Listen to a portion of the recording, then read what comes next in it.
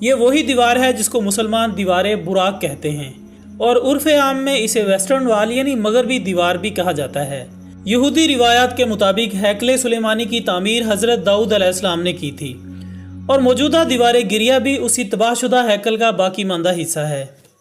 یہ مقام دنیا کے قدیم ترین شہر یروشلم یعنی بیت المقدس میں واقع ہے، اور یہ یہودیوں کی ایک اہم مقدس یادگار ہے۔ اس کے قریب ہی یہودیوں کی ایک اور مقدس ترین عبادت گاہ ہے جسے بنیادی پتھر بھی کہا جاتا ہے۔ متعدد یہودی ربیوں کے مطابق اس مقدس پتھر کے اوپر کوئی یہودی پاؤں نہیں رکھ سکتا، جو ایسا کرتا ہے وہ عذاب میں مبتلا ہو جاتا ہے۔ یہودیوں کے عقیدے کے مطابق یہ پتھر دیوار گریہ کے بالکل مخالف سائڈ پر واقع ہے، لیکن مسلمان اس دیوار کو مسجد اقصیٰ کا حصہ قرار دیتے ہیں۔ دراصل مسلمان اس دیوار کو اس لیے مقدس سمجھتے ہیں کیونکہ اس دیوار کو واقعہ معراج سے نسبت ہے۔ معراج کی رات رسول اللہ صلی اللہ علیہ وآلہ وسلم کا براق اسی مقام پر آ کر رکا تھا۔ اسلامی روایات کے مطابق ہیکل سلیمانی حضرت داؤد علیہ السلام نے تعمیر کرنے کا منصوبہ بنایا تھا۔ ہیکل سلیمانی سے پہلے یہودیوں کا کوئی مقدس مقام نہیں ہوا کرتا تھا۔ یہ لوگ خانہ بدوشوں کی طرح زندگی گزارا کرتے تھے، اور جس خیمے میں تابوت سکینہ رکھا ہوتا اس طرف منہ کر کے عبادت کیا کرتے تھے۔ مگر جب حضرت داؤد علیہ السلام کو نبوت ملی تو انہوں نے یہودیوں کے لیے ایک مخصوص عبادت گاہ ہیکل سلیمانی تعمیر کرنے کا منصوبہ بنایا۔ اس منصوبے کی تکمیل حضرت سلیمان علیہ السلام کے دور میں ہوئی، اور اس کی تعمیر میں جنات اور انسانوں دونوں نے حصہ لیا۔ یہودی اسی ہیکل سلیمانی کو اپنی عبادت کا مرکز سمجھتے رہے، اور اسی مرکزی عبادت گاہ میں تابوت سکینہ رکھا گیا۔ اس ہیکل میں صرف بااثر افراد کو جانے کی اجازت تھی۔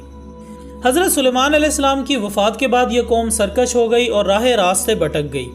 اللہ تعالیٰ کی طرف سے ان پر انبیاء کرام مبعوث ہوتے رہے، مگر اس قوم کی سرکشی ختم نہ ہوئی۔ ان کی سرکشی کا عالم یہ تھا کہ یہ انبیاء کرام کو بھی شہید کر دیا کرتے تھے۔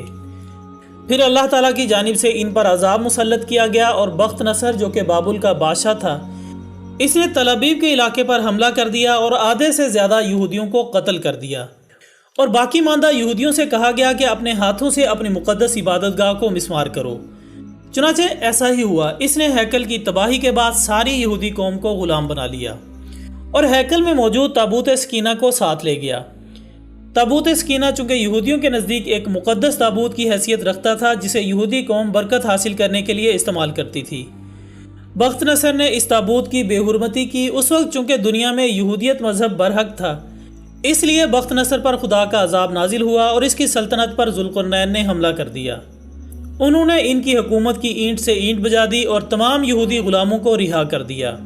حضرت ذوالقرنین ایک نرم دل اور انصاف پسند آدمی تھا۔ اس نے یہودیوں کو بھی ہیکل سلیمانی تعمیر کرنے کی اجازت دے دی۔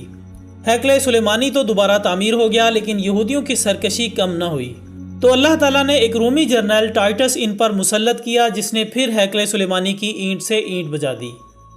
اس نے یہودیوں کا قتل عام کیا، باقی ماندہ یہودیوں کو ملک بدر کر دیا یا پھر غلام بنا لیا۔ ناظرین محترم، تقریباً 2000 سال یہ قوم یوں ہی بھٹکتی اور بکھرتی رہی، لیکن حضرت عمر رضی اللہ تعالیٰ عنہ کے دور میں نہ صرف تمام شکست خوردہ عیسائیوں کو عام معافی دی گئی، بلکہ بابل کے یہودیوں کو بھی برابری کے حقوق دیے گئے۔ قیدیوں کو رہا کر دیا گیا، اور ہیکل سلیمانی کی مغربی دیوار سمیت تمام علاقوں کو مقدس قرار دیا گیا۔ مغربی دیوار کو مضبوط کیا گیا، اور تمام انتظامات یہودیوں کو سونپ دیے گئے۔ حضرت عمر رضی اللہ تعالیٰ عنہ کے دور میں مغربی دیوار تو انہیں مل گئی، مگر انہیں مرکزی مقام حاصل نہ ہوا جو جنگ عظیم اول کے بعد انہیں ملا۔ جنگ عظیم اول کے بعد جب برطانیہ نے فلسطین پر قبضہ کیا تو اس قوم کو مرکزی حیثیت ملی۔ یہودی آج تک اس دیوار کو ہاتھ لگا کر گڑ گڑاتے ہیں، روتے پیٹتے ہیں، توبہ اور معافی طلب کرتے ہیں۔ اب یہی دیوار ان کا قبلہ ہے، لیکن وہ ہیکل سلیمانی کی مکمل و مستحکم تعمیر کے خواہاں ہیں۔ یہودی آج بھی دیوار گریہ کے پاس اپنے آباء و اجداد پر ہونے والے ظلم کو یاد کر کے روتے تو ہیں، لیکن سرکشی آج بھی ان کی فطرت میں شامل ہے۔